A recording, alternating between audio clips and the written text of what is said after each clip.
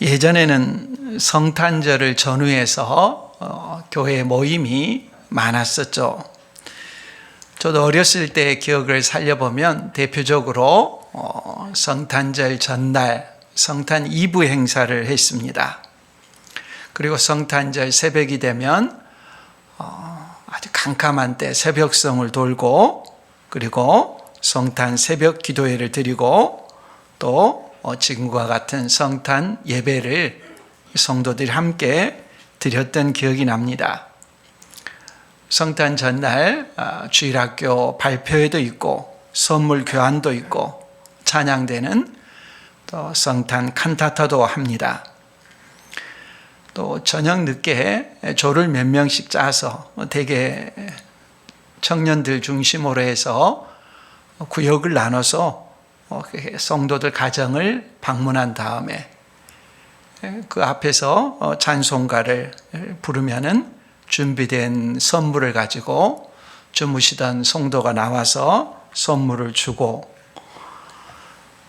그렇게 몇 가정을 방문한 다음에 교회에 돌아와서 그런 그 선물들을 이제 전달해야 될 것도 분배도 하고 그렇게 했습니다.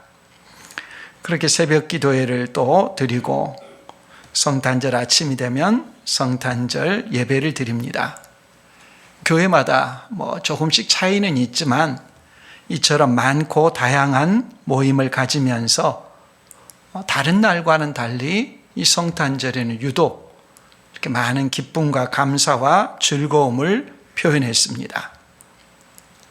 주일이 아니면서도 이렇게 성탄절에 모여서 또 예배도 드립니다. 왜 그렇습니까? 우리가 잘 알고 있는 것처럼 성탄절은 예수님의 생일입니다. 예수님의 생일이 우리에게 중요한 의미를 갖고 있기 때문에 이 날에 모여 기뻐하며 감사합니다. 성탄절이 어떤 의미를 갖느냐 하는 것은 모두가 잘 아시지만, 만일에 예수님께서 세상에 오시지 않았다면 어떤 일이 일어났을까? 그것을 생각해 보면 쉽게 짐작을 할 수 있습니다. 사람들이 세상을 살아가면서 어렵고 힘든 일을 겪기 마련입니다. 어떤 사람은 투자했는데 투자한 것을 다 잃어버릴 수도 있습니다. 사업에 실패할 수도 있고, 건강에 적신호가 올 수도 있고, 또는 가정에 어려움이 올 수도 있습니다. 그러나 이 모든 것을 다 합해도 그것이 그렇게 결정적이지 않습니다.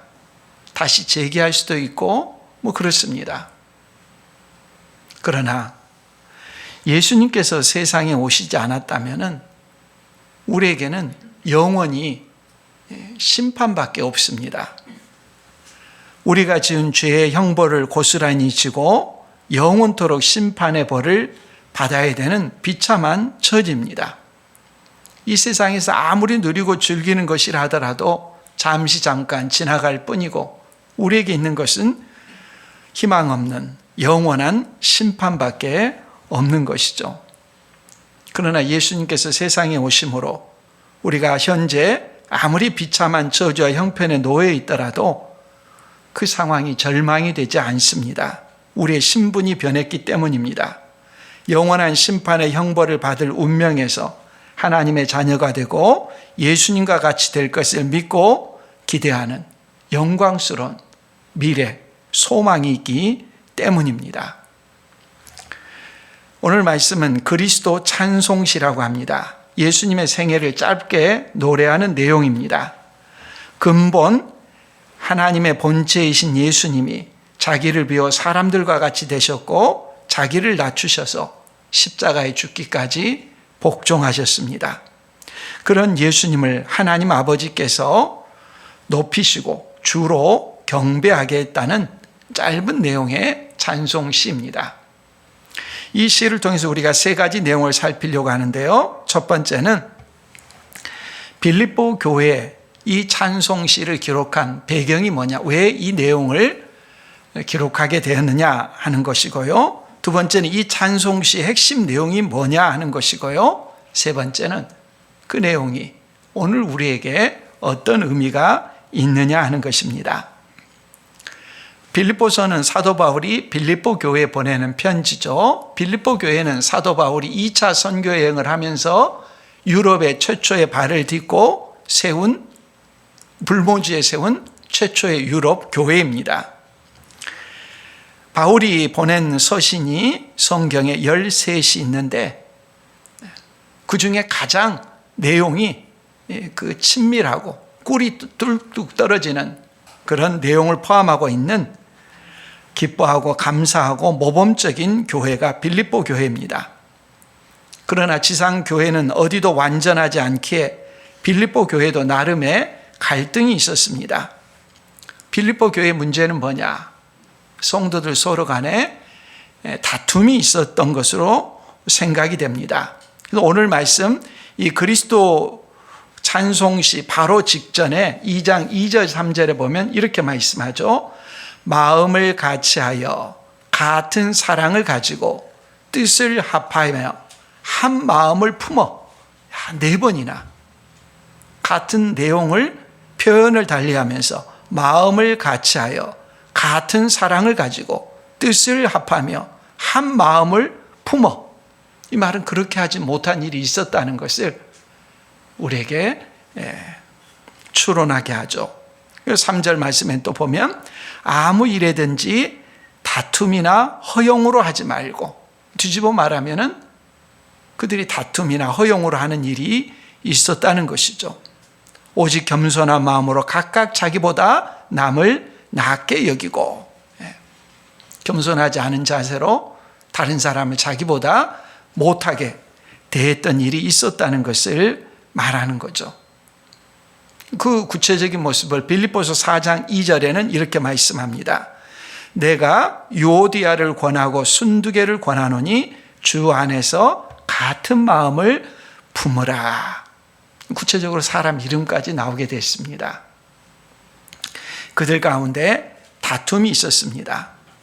그리고 이들의 다툼은 사사건건 이유도 없이 맥락도 없이 반대를 위한 반대를 하거나 다툰 것이 아닙니다. 만일 그런 악한 다툼이었으면 그 내용이 빌립보서에서 기록되거나 우리가 유추할 수 있을 만한 그런 내용이 있었을 것입니다. 이 둘의 다툼은 또 둘로 나뉘어가지고 서로 간에 다툰 것은 서로 잘하려고 보다니 서로 잘하려고 하면서 다툼이 일어난 것으로 보입니다. 잘하려고 한 것인데 서로 잘하려고 한 것이면서 교회 안에 다툼이 있게 된 그런 모습이라면 아무리 결과가 좋다 하더라도 그냥 덮어둘 수는 없는 것이죠. 빌립보 교회는 이런 문제가 저희 교회에 있다는 말은 전혀 아닙니다. 저희 교회하고는 그런 문제가 저희 교회는 있지 않죠. 그럼에도 불구하고 이 문제를 통해서 우리가 생각해 보려는 것이 있습니다. 빌립보 교회에서 그렇게 서로 다툼이 있다는 이야기를 사도 바울이 전해 들었습니다. 그러면 이 문제를 어떻게 해결해야 될까요? 일반적인 방식으로 해결한다면 싸우는 당사자들을 불러가지고 그 이야기를 듣고 그 문제에 대한 처방을 내려주는 방식으로 해결을 하려고 할 것입니다. 이것이 일반적인 해결 방식이겠지만 성경의 방법은 다릅니다. 어떤 문제가 있게 되면 항상 근본 원리로 돌아가게 됩니다. 그런 상황에 처하게 된 근본 원인은 뭐냐? 예수님은 이와 같은 상황에서 어떻게 하셨으리라고 생각이 되느냐? 근본적인 방식을 항상 처방을 하죠. 다투는 이들에게 제시하는 근본 원리는 예수님은 누구이시고 예수님은 어떤 일을 하셨는가 하는 것을 생각해 보도록 하는 것입니다. 그리고 자신이 예수님이 되었다면 어떻게 할 것인가? 내가 예수님처럼 행한다면 어떤 모습일까? 생각해 보고 스스로 그 일을 따르도록 하는 것입니다. 그런 맥락에서 이 그리스도 찬송시를 이곳에 기록하고 있는 것입니다. 그러므로 그리스도 찬송시는 좁게 본다면 빌립보 교회 가운데 성도 간에 서로 다툼과 분열이 있다는 것을 알고서 이 문제를 어떻게 하면 바로잡을 수 있는가 하는 맥락에서 주시는 말씀이죠. 더 넓게 본다면 우리가 삶의 여러 자리에서 우리가 살아가는 어떤 공동체, 필연적으로 우리는 사회 속에서 살아가게 되니까요. 그 속에서 분열과 갈등이 있을 때 내가 이 문제를 어떻게 대하는 것이 좋을까 하는 그 원리를 가르쳐주고 그 원리를 따라서 우리에게 살아가도록 주시는 말씀인 것이죠. 그리스도 찬송시를 시작하면서 바울의 권면은 그리스도 예수의 마음을 가지라라고 말합니다. 그리스도 예수의 마음. 앞서 2절에 보면은 마음이라는 말이 나오죠. 마음을 같이하여 한 마음을 품어 3절에는 오직 겸손한 마음으로 사람들이 빌립보 교회 성도들이 가지고 있었던 그런 마음, 같지 않은 마음들, 그런 마음의 문제에 대해서 지적하고 나서 예수님은 이런 마음이었다는 것을 말씀하고 있습니다. 마음은 행동으로 나타나기 마련이죠. 예수님의 마음은 동등됨을 취할 것으로 여기지 않았다. 자기를 비운다. 종의 형체를 가진다. 자기를 낮춘다. 죽기까지 복종한다. 이런 동사로 연속해서 표현하고 있습니다. 마음이 이런 행동으로 나타난 것이죠. 예수님의 마음으로 대한다면 빌립보 교회에 있었던 그런 다툼의 문제가 생기지도 않았겠죠. 이 내용을 읽고 나서 예수님은 어떻게 하셨는가 하는 내용을 읽고 나서 예수님의 마음을 가지면 해결된다는 말씀을 듣고 나서 사람들이 흔히 답하는 것이 무엇이겠습니까? 나는 예수님이 아니니까 내가 예수님이 되라는 말인가? 이런 식으로 반문을 제기하는 분들도 있겠죠. 물론 우리는 예수님이 아닙니다. 예수님과 같은 수준에 이르지는 물론 못합니다. 그러나 우리가 예수 그리스도를 믿게 되면 예수님과 연합하게 됩니다. 예수님께서 우리 안에 내주하십니다. 전에는 예수님과 전혀 상관없는 기질과 성향과 마음을 가지고 살아갔지만 예수님을 믿은 다음에 예수님과 우리가 연합되어 예수님이 우리 안에 내주하시게 되면 그 다음에 우리가 예수님을 닮아가게 되는 것입니다. 닮지 않으면 이상한 것입니다. 그리스도의 마음을 가지고 살아야 된다는 것을 깨닫습니다. 누가 가르쳐주지 않아도 성령이 내주하시기 때문에 우리의 마음이 그리스도의 마음으로 살지 않을 때 괴롭습니다. 닮아가게 돼요. 더딜지라도 자주 넘어질지라도 우린 그리스도의 마음을 가지고 살아가도록 인도함을 받는 것이죠. 그것을 그리스도의 마음으로 자기의 상황에 구체적으로 적용해 보는 것이죠. 예수님처럼 산다고 한다면 이 사람과의 갈등의 관계 속에서 내가 어떻게 하는 것이 좋을까 생각하고 적용하고 조금씩 변화되어 가는 것이죠. 예수님의 생애는 예수님의 마음의 표현입니다. 예수님은 누구이십니까? 근본 하나님의 본체이시라고 했습니다. 하나님과 비슷한 분이 아닙니다. 조금 못한 분이 아닙니다. 완전한 하나님입니다. 피조물이 겪는 유한한 존재로서의 변화나 질병이나 죽음이 없습니다. 우리는 결핍 속에 살아가지만 하나님은 전혀 부족함이 없는 완전한 분이십니다. 무엇을 더 배워서 알아야 하는 존재가 아니라 모든 것을 다 아시는 전지하신 분입니다. 능력이 부족해서 어려운 일 앞에 두 손 들고 떠는 존재가 아니라 전능하신 분이십니다. 전지전능하시고 영원 불변하신 하나님이십니다. 죽을 수 없는 존재이고 무엇 하나 부족함이 없는 완전하신 하나님께서 자기를 비워 종의 형체를 가지사 사람들과 같이 되셨다라고 말합니다. 이 비워라고 하는 말에서 유명한 케노시스 논쟁이라는 신학 논쟁이 행해졌습니다.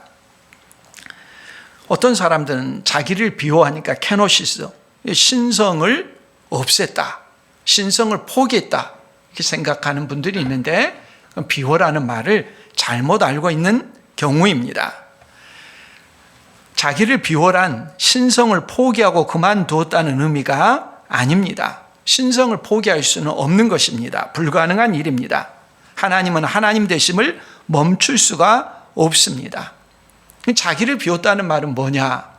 그 다음에 나오는 내용이 설명하고 있습니다.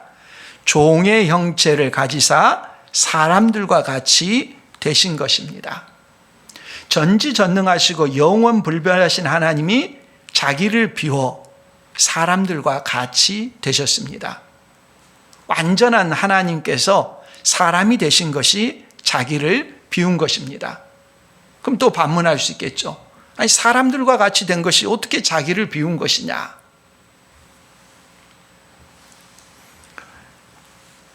하나님과 피조물의 간격은 무한한 간격입니다. 사람을 향해서, 누군가를 향해서 개다, 돼지다 이렇게 놀리면은 듣는 사람은 기분이 좋지 않을 것입니다. 사람만도 못한 존재하고 비교했기 때문에, 동물에 비교했기 때문에 기분이 좋지 않고 화를 내는 분도 있을 것입니다. 같은 피조물 내에서도 화를 내는 일이 있습니다. 그러나 창조주와 피조물의 간격은 건널 수 없는 무한한 간격입니다. 죽을 수 없는 영원하신 분이 사람이 되셨다는 것은 죽을 수 있는 존재가 되었다는 것을 의미하는 것입니다. 그리고 사람이 되시되 그냥 존귀한 집에, 왕가의, 귀족의 집에 태어난 것이 아니었죠.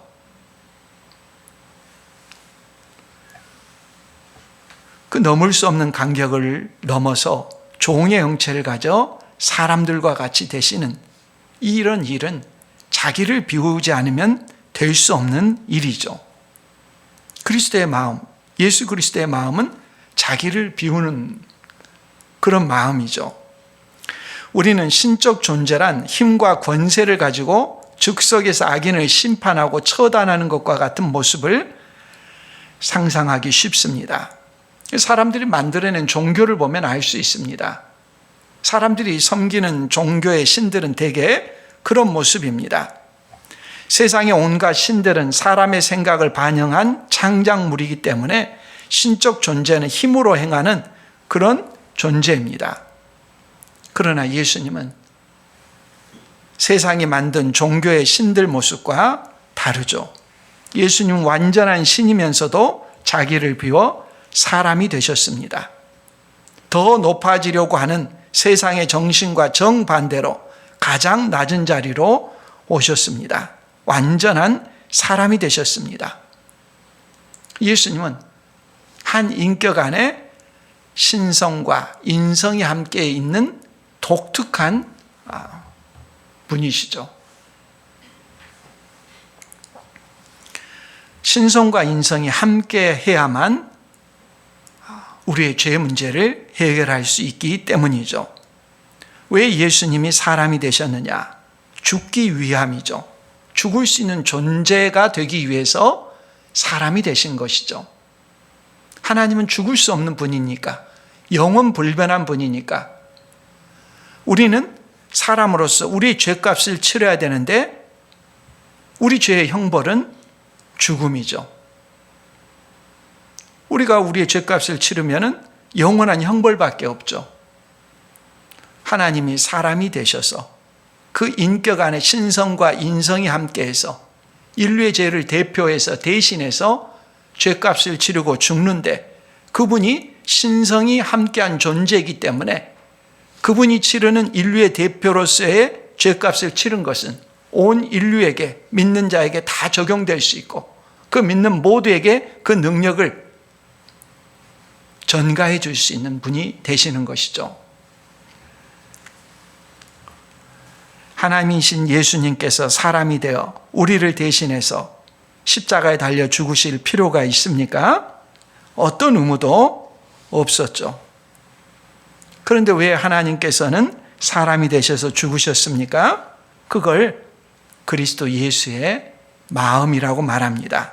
달리 표현하면 사랑이라고 그러죠. 기독교를 알지 못하는 사람이 기독교를 사랑이라고 말하는 것은 이런 내용을 성경을 읽게 되면 알게 되기 때문이죠. 그걸 경험하고 누리지 못한다 할지라도 기독교의 메시지가 사랑이라는 것은 알 수 있습니다. 그리스도의 마음은 사랑입니다. 사람이 되시되 높은 지위의 가문에 태어난 것도 아니고 낮고 낮은 자리에 오셨죠. 가난만이 다가 아니라 모욕과 수치를 당하고 십자가에 달려 죽으셨습니다. 그리스도의 마음이 그렇게 한 것이죠. 이 그리스도의 마음 대신에 우리가 본래 가지고 있던 마음은 그렇지가 않죠. 늘 자기를 높이려는 그런 마음이고 작은 이익에도 민감한 마음이죠. 많은 사람이 살아가는 방식을 보면 철저히 계산적이어서 조금의 손해도 보지 않으려고 합니다. 다른 일에는 별로 분개하지 않으면서 손해를 보는 일에는 민감하고 분노하는 사람들도 적지 않습니다. 김수영이라는 시인이 쓴 나는 왜 작고 사소한 것에만 분노하는가 라는 유명한 시가 있죠. 오래돼서 지금과는 화폐 단위가 맞지 않지만 그 시를 보면 이렇습니다. 일부만 읽으면요. 나는 왜 작고 사소한 것에만 분노하는가? 왜 나는 조그마한 일에만 분개하는가? 저 왕궁 대신에 왕궁의 음탕 대신에 50원짜리 갈비가 기름덩어리만 나왔다고 분개하고 옹졸하게 분개하고 설렁탕집 돼지 같은 주인년한테 욕을 하고 옹졸하게 욕을 하고 한번 정정당당하게 붙잡혀간 소설가를 위해서 언론의 자유를 요구하고 월남 파병에 반대하는 자유를 이행하지 못하고 20원을 받으러 3번씩 4번씩 찾아오는 야경꾼들만 증오하고 있는가? 사람들의 마음을 그 시인이 잘 대변하고 있죠. 진리를 향해서 하나님의 말씀대로 살지 못하는 일에 대해서는 분개 본 적이 없고 무언가를 경제적으로 손실을 당했다는 것에 대해서는 분노하는 그런 모습이죠. 그것이 사람들의 마음인데 그런 사람들을 위해서 예수님께서 세상에 오시고 십자가에 달려 죽으셨죠. 예수님 자신의 죄 때문이 아니라 예수님은 죄 없는 하나님이신데 우리의 죄를 위해서 십자가에 달려 죽으셨죠. 억울하게 누명을 쓰게 되면 누구나 분개합니다. 그러나 예수님은 우리의 죄를 다 뒤집어 씌우시고 뒤집어 쓰고 죽으셨죠. 그 죽음을 이미 이사야서에는 예언하고 있었습니다. 이사야 53장 4절 이하에 보면 그는 실로 우리의 질고를 지고 우리의 슬픔을 당하였거늘 우리는 생각하기를 그는 징벌을 받아 하나님께 맞으며 고난을 당한다 하였노라. 그가 찔림은 우리의 허물 때문이요 그가 상함은 우리의 죄악 때문이라. 그가 징계를 받음으로 우리는 평화를 누리고 그가 채찍에 맞음으로 우리는 나음을 받았도다. 예수님이 세상에 오신 것은 바로 이런 우리의 마음, 본성이 잘못된 마음, 그 이기적인 마음을 가지고 살고 영원한 심판을 받아 죽게 될 우리를 불쌍히 여기셔서 우리를 구원하고자 대신해서 고난받고 죽기 위함이라고 말씀하고 있습니다. 그리스도 예수의 마음으로 하나님이 사람이 되시고 지극히 낮추시고 십자가에 달려 죽으신 결과 어떤 일이 일어났습니까? 흔히 사람들은 죽은 사람을 향해서 죽은 사람만 불쌍하다 그렇게 혀를 차는 경우가 있습니다. 예수님이 그렇게 죽으신 것을 보고 죽으신 예수님만 불쌍합니까? 아닙니다. 그리스도의 마음으로 행하신 일에 대해서 하나님 아버지께서 반응하셨습니다. 예수 그리스도의 죽음을 받아주셨습니다. 그리고 하나님이 십자가에 달려 죽으신 예수님을 죽음에서 다시 살리셨습니다. 예수님께서 우리 죄를 대신하여 죽으신 죽음을 받으시고 인정하시고 우리 죄의 형벌을 다 치르셨음을 증명하심을 예수님을 죽음에서 살리심으로 나타낸 것이죠. 그리고 예수님을 지극히 높여 모든 이름 위에 뛰어난 이름을 주셨다고 했습니다. 주라는 이름이죠. 11절에서 예수 그리스도를 주라 시인한다고 했습니다. 그래서 우리는 주 예수 그리스도 이렇게 고백하는 것이죠. 예수님의 찬송시에서 볼 수 있는 것은 예수님이 하시는 것은 그 마음이 낮아지는 것이었습니다. 우리를 위하는 것이었습니다. 그것이 다였습니다. 나머지는 하나님께 맡깁니다. 예수님의 마음으로, 그리스도의 마음으로 낮아지고 십자가에 달려 죽기까지, 그러자 하나님이 개입하시죠. 그리스도의 십자가의 죽음에 그 자리에 개입하셔서 하나님 아버지께서 예수 그리스도를 죽음에서 달리 다시 살리시는 것이죠. 우리가 할 것은 높아지는 것이 관심이 아니라 낮아지는 것이고 섬기는 것입니다. 높이는 것은 누가 합니까? 하나님 아버지께서 하시는 것입니다. 높아지는 것을 목표로 우리의 인생을 추구하는 것이 아니라 그리스도의 마음을 가지고 섬기는 길, 십자가의 길, 자기를 죽이는 길로 갈 때 하나님께서 개입하시는 것입니다. 우리가 하나님이 되려고 해서는 안 되는 것입니다. 자기를 높이고 자기가 자꾸 높아지려고 하니까 갈등이 있고 분열이 있고 다툼이 있고 싸움이 있는 것이죠. 우리는 우리가 할 일을 해야 합니다. 그것은 낮아지는 길이고 십자가의 길입니다. 이 모든 출발은 그리스도 예수의 마음입니다. 그리스도 예수의 마음은 우리를 사랑하심입니다. 우리를 사랑하시기에 모욕과 수치를 받는 자리로 자신을 낮추셨습니다. 가장 낮은 자리로 임하신 것입니다. 사람들 가운데 자신이 처한 비참하고 힘든 처지를 누가 알 것인가 하면서 탄식을 하는 분들이 있을 수 있습니다. 꼭 기억하셔야 합니다. 예수님이 아시죠? 그것이 성육신의 의미입니다. 하나님이 사람이 되신 것은 우리와 같은 처지와 형편을 예수님이 친히 경험하시는 것이죠. 예수님이 누구인지를 알지 못하는 분들은 그냥 성탄을 단지 한 사람이 세상에 태어난 생일 축하 정도로만 인식할 것입니다. 아니죠. 예수님은 하나님이신데 사람이 되신 것이죠. 우리는 도저히 그 깊이를 알 수 없는, 우리가 지향하는 마음과 전혀 다른 마음으로 세상에 오신 것이죠. 두 종류의 마음이 있습니다. 인류의 조상 아담의 마음과 둘째 아담이신 예수 그리스도의 마음입니다. 첫사람 아담, 인류의 조상은 신이 되고자 하는 욕망을 가졌던 마음입니다. 그 결과 죄와 사망이 이 땅에 오게 되었습니다.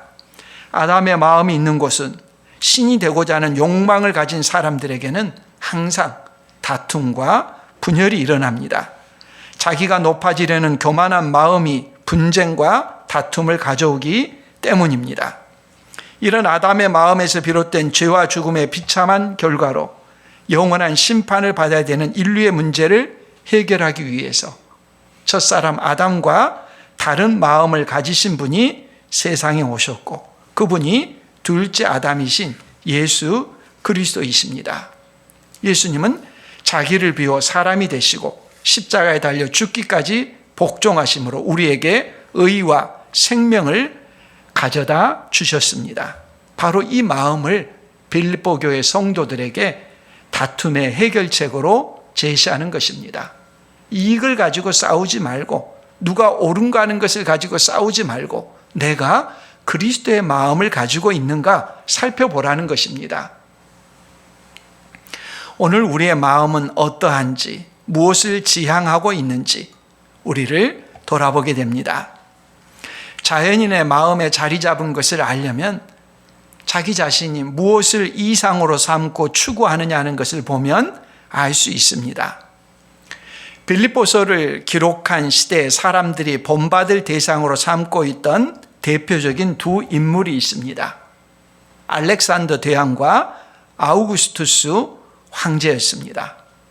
알렉산더는 그리스 사람이고 아우구스투스는 로마 사람이죠. 알렉산더는 불과 33년의 생애를 살면서 유럽과 소아시아와 중앙아시아에 걸쳐 큰 영토를 차지한 불세출의 영웅으로 여겼습니다. 아우구스투스 황제는 로마의 오랜 전쟁을 끝내고 군사력으로 평화를 가져온 그런 인물이었습니다. 사람들의 영웅이었습니다. 공통점은 겉으로는 그렇게 위대한 인물 같지만 그들이 휘두르는 칼날에 수많은 사람들이 죽었죠. 그들이 가져온 평화라는 것은 권력을 통한, 압제를 통한 소수의 사람들을 위한 평화였죠. 지금도 형태는 다르지만 영웅을 향한 동경이 있습니다. 아이돌이나 영화배우나 인기 탤런트나 정치인이나 많은 보수를 받는 전문 직업인이나 회사의 최고 경영자 등등을 이상으로 삼습니다. 그런 마음들이 다 아담의 마음과 다르지 않은 마음입니다. 아담의 마음으로 살아가는 곳에는 늘 다툼이 있고 분열이 있습니다. 분열을 부추기는 말들과 행동들이 곳곳에 난무하게 됩니다. 어제 글을 읽었는데 조폭의 문신에 가장 많이 새겨진 글자가 있다고 합니다. 조폭의 문신에 어떤 글자가 제일 많이 새겨졌을까요?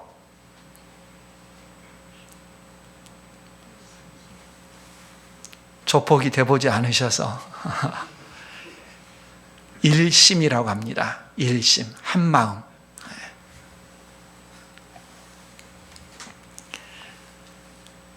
몸에 일심이라고 문신을 새긴다고 한 마음이 될까요? 한 마음이 되지 않는 것을 그들도, 조폭들도 두려워합니다. 가장 친밀해야 되는 두 사람도 힘들어서 이혼하는 세상에서 한 마음이 왜 그렇게 어려울까요? 자기 주장을 포기하지 않기 때문이죠. 그리스도의 마음을 대신해서 아담의 마음을 계속 주장하고 있기 때문이죠.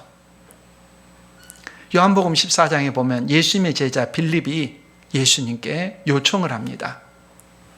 주여 아버지를 우리에게 보여주옵소서. 그리하면 족하겠나이다.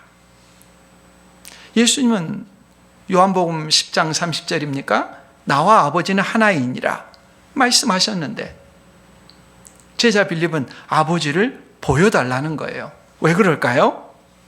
예수님만으로는 만족하지 못하기 때문이겠죠. 하나님이라는 존재는 힘있고 권세있고 반대자들은 힘있게 제압하는 모습일 것이라고 여겼는데 예수님의 모습은 전혀 그렇지 않은 것입니다. 무슨 신이 그래? 무슨 하나님이 그래? 그런 말이 나올 만하지 않습니까? 사사건건 반대하는 유대 종교자들을 힘으로 확 제압하지 않습니다. 오히려 그들에게 붙잡혀 죽는다고 하시지 않습니까? 너무 유약해 보이는 것입니다. 그러니까 빌립은 하나님을 보여달라는 것입니다. 예수님의 답은 뭡니까? 보여줬다는 겁니다. 나를 보면 하나님 아버지를 봤다고 하십니다. 어떤 모습입니까? 체포당하여 죽는 모습이죠. 자기를 비우고 자기를 낮추고 십자가에 죽기까지 복종하심이 아버지를 보여주심입니다. 그리스도인이 힘과 무기와 권력과 뭔가 세를 가지고서 무엇을 하려고 하는 모습은 다 본질에서 벗어난 것입니다. 그리스도의 마음이 아닙니다. 그런 방식으로 세상에 힘과 파워를 과시하겠다는 생각은 성경적인 정신이 결코 아닙니다. 그리스도의 마음은 낮아지는 것이고 자기를 비우는 것입니다. 십자가의 길인 것이죠. 아담과 같아지려고 하면 다툼과 싸움과 분열이 있습니다. 그러나 그리스도 예수의 마음을 품으면 다툼과 싸움과 분열을 치유하고 하나됨과 평화가 옵니다. 오늘 우리의 마음의 내비게이션을 점검해 봐야겠습니다. 세상에서는 권력의 지형도라는 것이 있어가지고 자주 어떤 시사 월간지 같은데 주간지 같은 데서 권력 지형도를 그려놓습니다. 파워가 누구에게 있느냐?